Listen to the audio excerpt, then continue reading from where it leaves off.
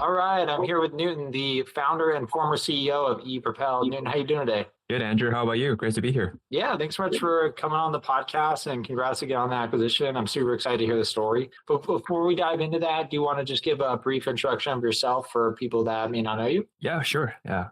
First of all, shout out to Acquire for helping with the process. They definitely were a crucial part of the whole process here. And yeah, a bit about myself. So I'm a Canadian entrepreneur based in Calgary. So that's kind of near Banff and the mountains. And personally, I enjoy building things from a young age. So I started two nonprofits back in high school. One of them are actually still running today. So it's been like 10 plus years that's been running. And I think from there, I just realized I like turning ideas into reality. And I just like building stuff. And that pushed me towards that entrepreneur journey. Outside of work, my Christian faith is a big part of my life. So I like to volunteer at my church and stay connected in community. And I'm a former national level athlete in badminton. So that taught me a lot about how to be resourceful and disciplined. So I carry those traits over in business as well. Nice. What an intro. You got an interesting background. I like it. Tell me about ePropel.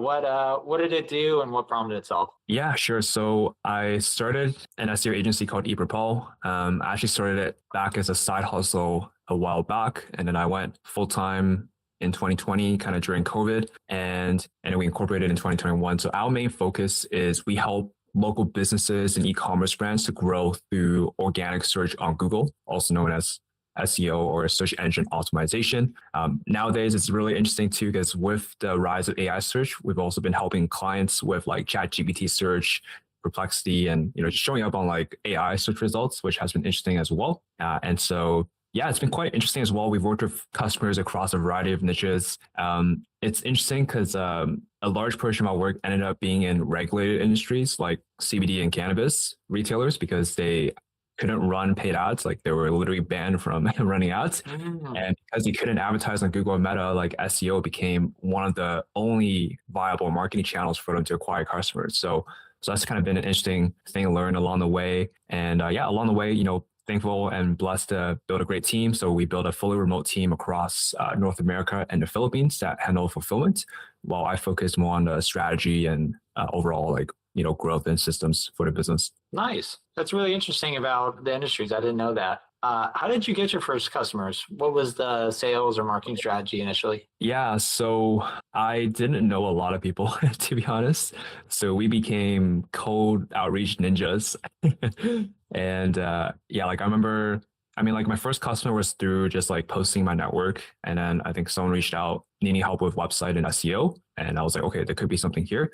But I quickly exhausted my network. And then from there, I was like, okay, I need to find more people. And the timing kind of worked out well with COVID because I think people were open to like doing business online and, doing business through like video calls.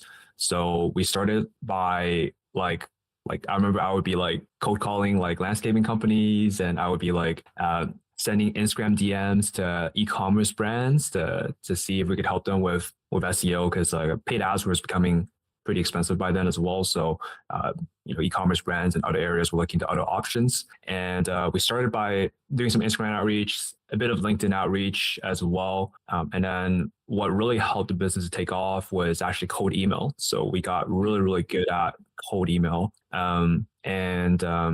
We've done everything from kind of like personalized emails to volume-based emails. Nice. And I think it was really interesting too, because after we had our first we had some clients in CBD and in e-commerce and in like local businesses. CBD was kind of just random, I think, because we got a referral to help our first CBD client, and then they got really good results. And so we put that into a cold email and sent it out to a bunch of retailers. And I think timing was also good too, because a lot of them were just given new licenses, and it was kind of like a growing space, and there was like a bit less competition. So it used to work pretty well at the time. And that got our foot in the door and helped us land some more clients along the way. Nice.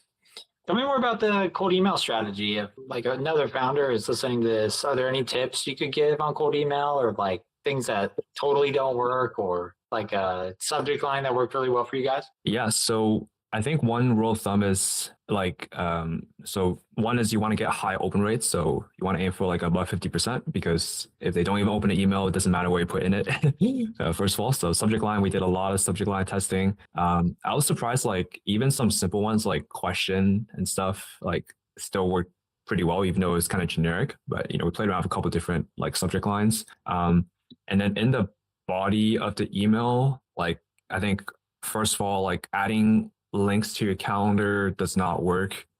Saying we do SEO does not work. Like I think people care less about what you do, but more about the outcome and what you can do for them. So we focus more like, hey, we helped, this other company to get X results. Looks like there could be an opportunity to help you as well. Like, are you open to learning a bit more? And then once they reply, then we had like a whole follow-up sequence and email tree. So basically like depending on what response they gave, we would send them a response. My virtual assistant would then keep on following up with them until we get them onto a call. So like, yeah, follow-ups was really key. Like some of the calls and clients we close, maybe it came from like the fifth or sixth like follow-up after like a month, right? So definitely following up is pretty key with these people. That's simple, but huge advice, especially in sales. Like the money's in the follow-up for sure. Absolutely. Did you ever get a client that just responded back and said, take my credit card immediately, here you go?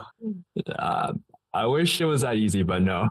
Yeah. Yeah, I think, after hopping on a call and they're like, okay, like, this person is legit and like, they can tell that like, I know what we're talking about and we have experience, helping others like them. I think that helped to build a lot of trust. And then, from there, some purchase sooner. And it's like, we have had some clients who's been with us for like 4+ years that we got from like cold email, actually 5+ years now. That's amazing.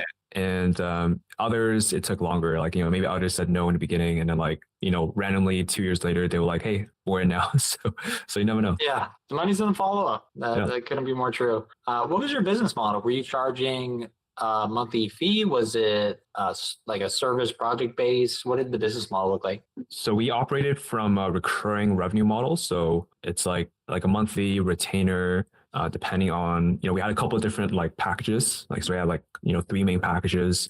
And so they would choose a package and then we would auto bill them at the start of each month for the work that we do for them. Nice. So you had a great business. You were, profitable. You were growing. You had tons of happy customers. What made you ultimately decide to sell a business? I think what I realized is like I've been running the SEO agency for a couple of years, and I felt the itch to build something new. And actually, like for some time, I actually tried to build like 2 businesses at once. Like kind of build another business alongside that business. And what I realized is one of them ultimately ends up suffering because like I would, basically pause like acquisition and growth for one business and then work on another business. But then, if you don't work on a business, it kind of starts to dwindle down. And then I switched back and forth quite a bit. So then what I realized is like, okay, like it's better to just like fully pass it on. Like I want to make sure that it was in good hands. The SEO business, I've been doing it for like 6 years. So it's kind of like my baby. And so I want to make sure someone takes good care of the business and has the desire to grow it. And then that allows me to then fully focus on, new businesses and projects that I want to work on. Nice. I think that makes complete sense. It's like that saying, the guy who tries to catch 2 rabbits catches none. Yeah.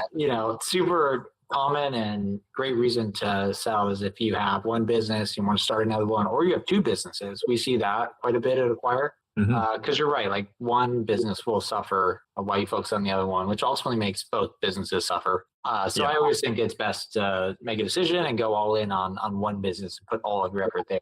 So great job with that. But the Acquire acquisition process, what was your expectations and what did the first couple of weeks look like? Yeah, so like I think Acquire really came at the right time. Like I feel like I've always had this belief that I thought only software businesses could sell. Like, because kind of growing up, all I heard was like, tech stories of founders raising and exiting. So I didn't realize that I can even sell like marketing agencies in the first place. And so how I found out about Acquire, it's kind of a fun story, is that I did some coaching. So I coached some other like marketing agencies on how to grow their business.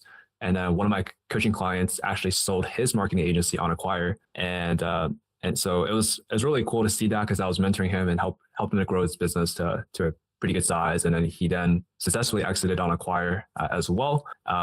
And then after he exited, we stayed connected. And then we were catching up one day, and then he was telling me about like Acquire and Kai. And then I think he really helped me to be like, okay, wow, you can sell a marketing agency, and like you don't have to have like all your ducks like in a row as well. Because I think for me, like my expectation of selling a business was like this like huge grandiose thing that you have to like have every single thing together, and then you can even like give it a shot. Whereas like, when he shared his experience from selling on Acquire, he was like, hey man, honestly, selling a business is just like selling a house, right? It's like, some are like brand new renovations and, everything is good. Some houses need a bit of renovation, and that's okay. And I knew that like I didn't have everything set in a row. But I was like, all right, let's give it a shot. And then, like Kai from your Acquire team has been super helpful in the process, because like he was like, hey, like, all right, like here's like the actual things we need, not the 30 other things that you thought you need. And he really helped me to simplify the process and like not get overwhelmed. And like he literally like walked me through it like step by step, which like helped a ton. And like I remember when I first listed it. So I think I listed it back in like end of September last year, and then I didn't really know what to expect. I was like, okay, like let's see like what happens. Like I'm really glad I did the Guided with Acquire program, because like as it's my first time selling a business, like I didn't know anything about the process. So like having someone walk me through it, being like, hey, like here's like what to expect. Here's, some multiples to go for. Here's like what to look for in buyers. And also like the newsletters was actually very, very helpful, because I think we did like 2 newsletter blasts, which actually led to most of the like, NDAs like that came in. And then so, after each newsletter blast, we would have like an influx of NDAs, and then, some of them went through from there. And then, some of them turned into calls. I think we had like 40 to 50 NDAs, but like each newsletter literally brought in like 15 to 20. So like if you guys are on the fence of doing Guided by Acquire, like you should definitely do it, even just for the newsletter and the guidance. It's already worth it. So that is a great overview. I thoroughly enjoyed every bit of that. So many parts to break down. One part that sticks out is you mentioned selling a business is kind of like selling a house. And that's definitely true. Like, except you don't want the house to be like on fire or anything like that. You can't sell a house like that. But yeah, there's all sorts of buyers. There's buyers that are experienced fixing up houses or adding additional rooms. I'm using analogies here, but I think you get the picture. Yeah. And then, a lot of what we do at Acquire is we're experienced in the process. We know what buyers look for. We know what are red flags with buyers, which ultimately helps you get successfully acquired, which is by far the most important part. Right. Tell me about the winning buyer. What stood out about them? Was it their expertise in your industry? Was it the overall offer? Was it the terms? Did you guys just get along really well? What made you decide to move forward with this buyer? I had a couple of criterias that came to it, because I didn't want just like any buyer that offered, the best offer kind of thing. So we actually ended up getting 3 offers. And then I moved forward with one of them. I think for me, like I wanted someone that I knew would be able to continue growing the business and like, take good care of the team and clients. So, for me, like, some of my team members have been with me for like 5+ years, and I didn't want someone to come in and fire all of them. So I wanted someone that would like, keep on the team and also like get along well with the team. And one thing that Kai taught me a lot too was like, it has to be someone that you also personally get along with, because, after selling the business, there is like a transition period, and you're spending a lot of time with the buyers. So, it's best that it's someone that you also get along with as well. And then, like obviously having the right deal structure, the right mix of upfront versus, seller financed, like that also was taken into consideration as well. So ultimately I chose the best offer based on those criterias in mind. Nice. I love that, especially the part about your team and taking care of them. A lot of buyers will completely understand. They'll actually want to work with your existing team. I think that surprises a lot of founders, where sure, there are acquisitions where, private equity firm comes in and literally fires everybody. But that's not always the case. The majority of buyers that we work with, I'd say 99% of them are going to want to, take care of your team just as you have. And if that's a concern as a seller, that's always something to bring up with the buyer and just let them know. And it's a great opportunity for you to showcase your team and talk about them and how necessary they are for the business. So really glad you found a fit like that. That's awesome. Thank you. Yeah, like I think, like I met the buyer through Acquire, obviously, and I think it's just really helpful to even just have a platform where it's like there's already people that wants to buy businesses and there's people that want to sell businesses, right? So it's like, because I think that was another thing I didn't know before. I was like, okay, like where do you even find potential buyers, right? And so it's great to have like a platform like Acquire that provided that. And yeah, like I think ultimately the buyer that I ended up moving forward with, it was like the right fit for him as well, because he also looked at a lot of different businesses, and then he knew that, well, given the stage of life that he was in, he's a dad, he has kids, like he didn't want to build a business from scratch. He'd rather buy a business and have a team so that he could just get moving with it, right? And already have like a playbook of like what works, what doesn't work. So yeah, like it ended up working out well on both sides. That's awesome. Sounds like a true win-win acquisition. Those are my favorite to see. Yeah. Now that you've been through an acquisition yourself, have you had a friend or another founder come to you for advice? What's a couple pieces of advice you'd give them if they were looking to sell their business? I had a couple of friends that started asking me, because I have a lot of friends who also run marketing agencies, and they're like, wait, you can sell a marketing agency? I didn't even know that was a thing, right? Because again, like most of us think we can only sell like SaaS businesses. And I'll say some lessons are that, like number one is like keep clean books. Like, we had our bookkeeping done pretty well. So like, the first thing that people ask for is going to be your P&L and your financials. So it was helpful to have that all organized. Number two is that you don't have to have all your ducks in a row. So even if it's like, maybe even if like some numbers are like a bit down, or like maybe you don't have like a set sales guy yet, like you can still sell the business. Like it's just a business that needs a bit of renovation, but actually the right buyer sees that as an opportunity. So yeah, that's totally fine there as well. One thing I learned from speaking with different potential buyers is like buyers really like recurring revenue and stability. So I think one thing I wish I knew in hindsight, if I were to kind of do this again, is like I wish I would have signed my clients onto like longer agreements instead of just like month to month, because like we did have recurring revenue, but we didn't have it like in like, let's say like a 12-month contract kind of thing. Even though without that, people still stay on for like, 12 months, 3 years, that kind of thing.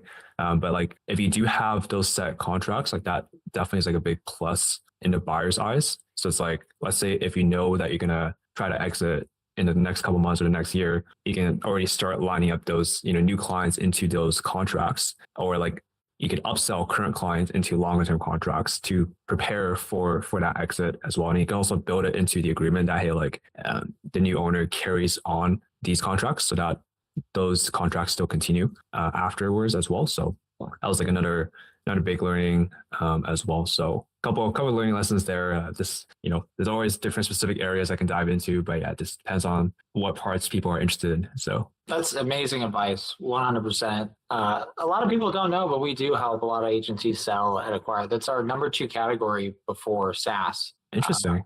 Yeah. Because they're great businesses. And if you're able to, plan out in advance and build recurring revenue streams like you were able to, you'll get a ton of interest from buyers. We're seeing a lot of demand for this category specifically. And a shameless plug too is if there's a founder that's listening to this, you can meet with us in advance and we can go over things that you just went over, and Mike. Is there an opportunity to take a service component and turn it into a productized component where there's recurring revenue, and walking through how the contract should be structured, that sort of thing? Because you did mention another great tip, which is you want to have something called a change of control clause in the contract. Because if you sell the business and that change of control clauses in the contract, it could void them.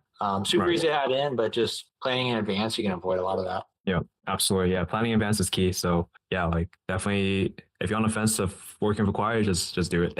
Right on. You're awesome, Newton. What's next for you? What's the next chapter looking like? What are you building next? Yeah, so I already started another business and just kind of dove right into it. And I also carry 2 of my team members with me as well. So it's nice to get some help there.